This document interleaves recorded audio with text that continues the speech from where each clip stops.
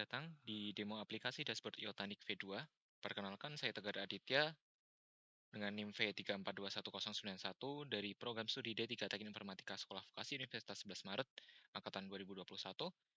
Di sini saya akan menyampaikan demo dashboard Iotanik dan penjelasan sedikit tentang back-end machine learning yang digunakan pada proyek Iotanik V2. Yang pertama, kita menuju halaman login setelah klik URL pada browser.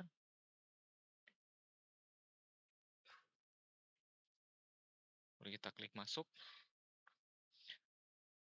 Setelah masuk, kita akan diarahkan ke halaman dashboard yang berisi tentang profil selamat datang dan aplikasi filamen yang digunakan pada proyek ini.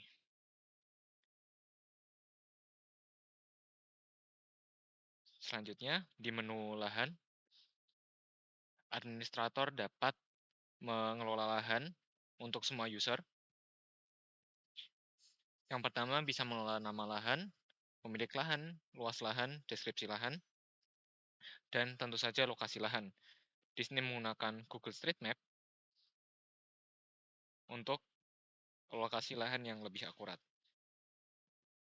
Selanjutnya, di sini juga kami hubungkan dengan public ID dari measurement, sehingga di setiap menu lahan kita bisa melihat pengukuran yang dilakukan di lahan tersebut dari berbagai tanaman dan varietas yang diinputkan saat menggunakan pengukuran pada waktu itu, atau waktu saat pengukuran.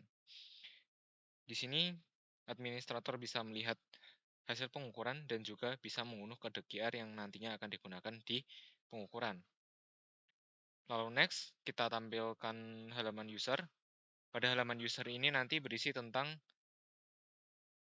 semua akun yang terdaftar pada sistem Iotanik. Administrator dapat mengubah nama, email, password, serta role dari semua pengguna.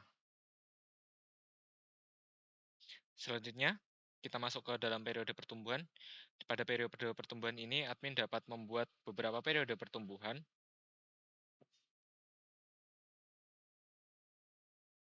Lalu selanjutnya jenis tanaman. Pada jenis tanaman, admin juga sama, namun ini digunakan untuk menambah jenis tanaman, bisa menambah deskripsi, dan varietas yang ada.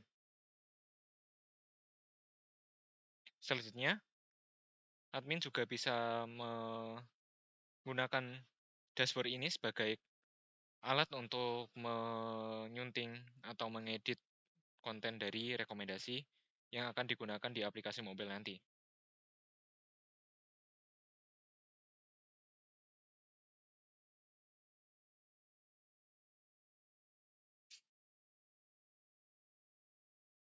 Selanjutnya yang terakhir, di bagian pelindung, ini terdapat plugin peran yang digunakan untuk mengatur hak akses dari user maupun administrator. Dan yang terakhir,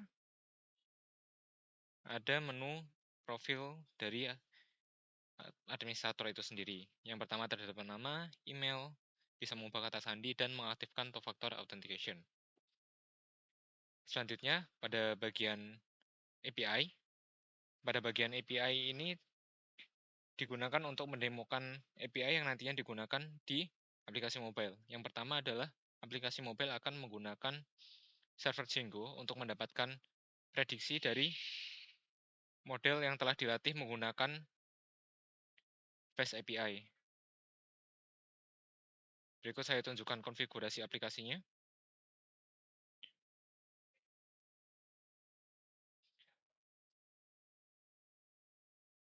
Terdapat folder app yang berisi kode dan juga model yang digunakan untuk kebutuhan prediksi.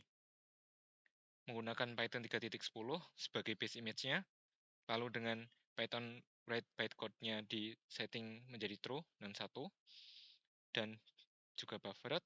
Selanjutnya, menjalankan instalasi untuk package yang didefinisikan di requirement.txt. Salah satunya terdapat dependensi UV-Corn dan TensorFlow. Maka oleh karena itu kita membutuhkan CPU yang mendukung akselerasi AVX, instruksi AVX.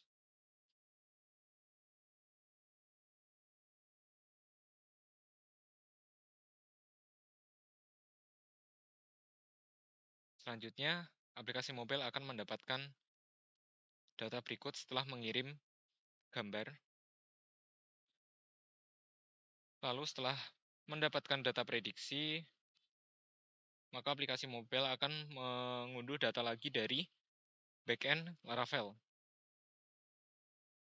menggunakan teknologi GraphQL yang nanti memungkinkan kita untuk menambahkan parameter kelas yang tadinya didapatkan dari hasil prediksi machine learning menggunakan Face API, lalu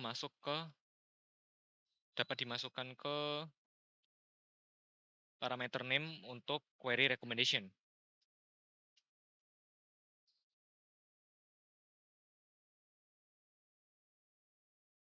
Oke, baik. Sekian demo yang dapat saya sampaikan. Terima kasih telah menyaksikan dan sampai jumpa.